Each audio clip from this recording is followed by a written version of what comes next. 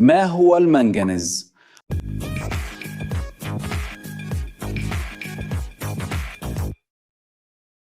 فكر معايا، انت عارف ايه اللي بيخلي الفولاذ المقاوم للصدأ قوي كده؟ او ليه بطاريات اجهزتك الالكترونية بتقدر تخزن طاقة كبيرة كده؟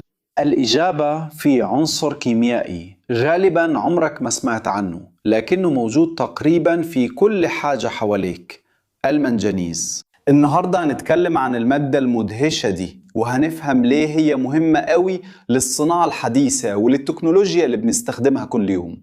بس ايه هو فعلا المنجنيز؟ طيب، المنجنيز هو عنصر كيميائي بينتمي لعائلة المعادن الانتقالية، ورمزه في الجدول الدوري هو Mn، ورقمه الذري 25.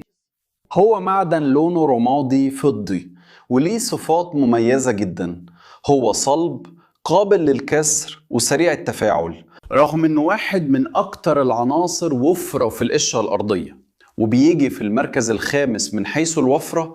المنجنيز نادرا جدا ما بيتلاقي في صورته النقية في الطبيعة، بدل كده هو بيتحد مع عناصر تانية وبيكون أكتر من 100 نوع مختلف من المعادن. المرونة الكيميائية دي واحدة من الأسباب اللي بتخلي المنجنيز مهم جدا للصناعة، وعشان كده الطلب عليه في العالم كله بيزيد سنة ورا سنة. واحدة من أكتر الحاجات المميزة في المنجنيز هي قدرته إنه ياخد أكتر من حالة أكسدة، يعني يقدر يفقد كميات مختلفة من الإلكترونات لما بيتحد مع عناصر تانية. ده معناه إنه يقدر يكون مجموعة كبيرة من المركبات الكيميائية، وكل مركب ليه خصائص فريدة واستخدامات معينة، وده بيخلي المنجنيز متعدد الاستخدامات جدا، ومفيد في تطبيقات صناعية وبيولوجية كتير. بس ازاي العنصر ده بيتواجد في الطبيعة؟ وفين أكبر احتياطياته؟ المنجنيز بيتواجد طبيعي في معادن كتير، وأهمهم البيرولوسيت اللي هو ثاني أكسيد المنجنيز، والرودوكروزايت اللي هو كربونات المنجنيز. أكبر احتياطيات المنجنيز في العالم متجمعة في شوية دول معينة، منهم أوكرانيا اللي عندها أكبر احتياطي عالمي، وبتيجي بعدها جنوب أفريقيا، أستراليا، غانا، الصين، اليابان والهند. بس إزاي الخام ده بيتم استخراجه ومعالجته عشان يبقى مفيد؟ استخراجه بيتضمن عملية معالجة، واللي فيها المادة في البداية بتطحن وبتتسحق، وبيتم فصلها على أساس خصائصها الفيزيائية زي الكثافة أو الخصائص المغناطيسية. العملية الأولية دي مهمة جدا عشان تزود تركيز المنجنيز في الخام، وبتشيل الشوائب والمواد اللي مش مرغوب فيها. بعد ما الخام بيتستخرج وبيتعالج، بيمر بعملية اختزال، ودي بيتسخن فيها في أفران خاصة على درجات حرارة عالية جدا عشان يشيلوا الأكسجين والعناصر التانية، ويفضل المنجنيز المعدني. العملية دي معقدة وبتحتاج تحكم دقيق في درجة الحرارة والضغط عشان يضمنوا جودة المنتج. في طرق مختلفة للاستخراج، وده حسب نوع الرواسب المعدنية، وكل طريقة ليها خصوصياتها الفنية. بس ايه بالظبط أهمية المنجنيز للصناعة الحديثة؟ هنا النقطة الأساسية: حوالي 90% من كل خام المنجنيز اللي بيتنتج في العالم بيستخدم في صناعة الصلب. بس ممكن تسأل نفسك، ليه الصلب محتاج المنجنيز؟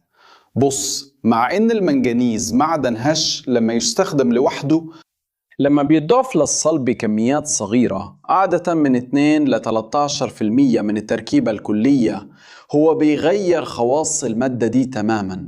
المنجنيز بيخلي الصلب أقل هشاشة، وبيعلي صلابته، والأهم من كده بيحسن مقاومته للتآكل بشكل كبير جدا. وده السبب اللي بيخلي الصلب المقاوم للصدأ اللي بيتستخدم في أواني المطبخ وهياكل المباني والمعدات الصناعية، وحتى في مكونات الماكينات الثقيلة، في منجنيز في تركيبه. من غير المنجنيز الصلب المقاوم للصدأ ما كانش هيبقى عنده الخصائص اللي بتخليه قيم ومتين كده.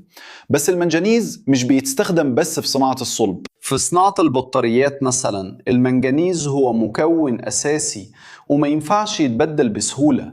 بطاريات المنجنيز زي البطاريات القلوية اللي بتستخدمها في الريموت كنترول، الكشافات، الكاميرات الرقمية، وكمان أجهزة إلكترونية كتير بتعتمد بشكل أساسي على المنجنيز عشان تشتغل كويس. المنجنيز بيشتغل كعامل مؤكسد في البطاريات دي، وده اللي بيسمح لها إنها تخزن وتطلق الطاقة بكفاءة وبشكل متحكم فيه. كمان المنجنيز بيستخدم في إنتاج الأسمدة الزراعية، أعلاف الحيوانات، وكمان منتجات كيميائية مختلفة، وكمان بيستخدم كمحفز في عمليات صناعية كتير، من إنتاج البلاستيك لحد تنقية المياه. بس يا ترى في فرق بين المنجنيز اللي بيستخدم في الصلب والمنجنيز اللي بيستخدم في البطاريات؟ الإجابة بتكمن في حالات الأكسدة المختلفة اللي المنجنيز ممكن يكون عليها، وفي الأشكال الكيميائية المختلفة اللي بيظهر بيها. لما المنجنيز بيتضاف للصلب بيكون سبائك معدنية بتحسن الخواص الميكانيكية للمادة وبتخليها أقوى وأكثر متانة. لما بيستخدم في البطاريات المنجنيز غالبا بيكون في صورة تاني أكسيد المنجنيز، واللي ليه خصائص كهروكيميائية خاصة بتسمح بتخزين وإطلاق الطاقة بشكل متحكم وفعال. التطبيقات المختلفة دي بتوضح مدى تعدد استخدامات العنصر الكيميائي ده بشكل غير عادي. بس يلا نغوص أكتر شوية في أهمية المنجنيز للفولاذ المقاوم للصدأ. طيب، الفولاذ المقاوم للصدأ هو سبيكة بتحتوي على الحديد والكروم والنيكل، لكن المنجنيز ليه دور أساسي في التركيبة دي. هو بيشتغل كعنصر سبائكي، وده بيحسن المقاومة الميكانيكية للمادة وبيعلي صلابتها وقدرتها على مقاومة التشوهات. كمان المنجنيز بيساهم في مقاومة التآكل، لأنه بيكون طبقة حماية على سطح الفولاذ وبيمنع الحديد من التأكسد والصدأ. المجموعة دي من الخصائص هي اللي بتخلي الفولاذ المقاوم للصدأ قيم جدا في الاستخدامات اللي بتحتاج متانة ومقاومة، زي المطابخ والمستشفيات والصناعات الكيماوية والبيئات البحرية. في ايه الفولاذ المقاوم للصدأ؟ المنجنيز كمان مهم جدا بس لأسباب مختلفة. ثاني أكسيد المنجنيز بيشتغل كالكاثود أو القطب الموجب للبطارية. لما البطارية بتكون شغالة بيحصل تفاعل كهروكيميائي بيغير فيه المنجنيز حالة الأكسدة بتاعته، وبيطلق إلكترونات بتتحرك في الدايرة الخارجية، وده اللي بيولد التيار الكهربائي اللي بيشغل جهازك. التفاعل ده بيكون قابل للعكس في بعض أنواع البطاريات القابلة لإعادة الشحن، وده بيسمح إن البطارية تستخدم أكتر من مرة. كفاءة التفاعل ده بتعتمد بشكل كبير على جودة ونقاء المنجنيز المستخدم، وعشان كده البطاريات العالية الجودة بتستخدم منجنيز نقي جدا. كمان المنجنيز ضروري جدا في الأبحاث العلمية والتكنولوجية، وبيتم استخدامه في تجارب ودراسات كتير عشان يحققوا في تركيب النواة الذرية وخواص تانية للمادة. كمان بيتم استخدامه في صناعة السيراميك والزجاج الخاص، وكمان حتى في الدهانات الفلورية اللي بتستخدم في تطبيقات الأمان والإشارات. المصريين القدماء كانوا بالفعل بيستخدموا مركبات المنجنيز في صناعة الزجاج، وده بيوضح إن العنصر ده ليه قيمة كبيرة عند البشر من آلاف السنين. بس هنا في نقطة مهمة، رغم إن المنجنيز متوفر بكثرة في القشرة الأرضية، إلا إن استخراجه ومعالجته لازم يتم بحذر ومسؤولية. شركات التعدين لازم تلتزم بقوانين صارمة عشان تضمن سلامة العمال والمجتمعات المحلية، وكمان تقلل من التأثيرات البيئية. المنجنيز عنصر متعدد الاستخدامات وقيم، بس لازم دايما نستخدمه بتوازن مع المسؤولية البيئية والاجتماعية. رأيك مهم لينا. لو عجبك الفيديو اشترك في القناة لو مش مشترك، وسيب لايك على الفيديو. ولو حابب تساعدنا ننتج المحتوى ده وغيره كتير على المنصة، فكر تبقى عضو معانا وساعدنا بكوباية قهوة أو خبز الجبن البرازيلي، وهنذكرك في فيديوهاتنا. نفسك تكبر في شغلك أو تطور مهارة تقنية جديدة؟ امسح كود QR اللي على الشاشة أو اللينك في الوصف واكتشف صفحة فيها كل الكورسات اللي بنرشحها. وانت كنت تعرف أهمية المنجنيز؟ عمرك فكرت في كل المنتجات اللي بتعتمد على العنصر ده؟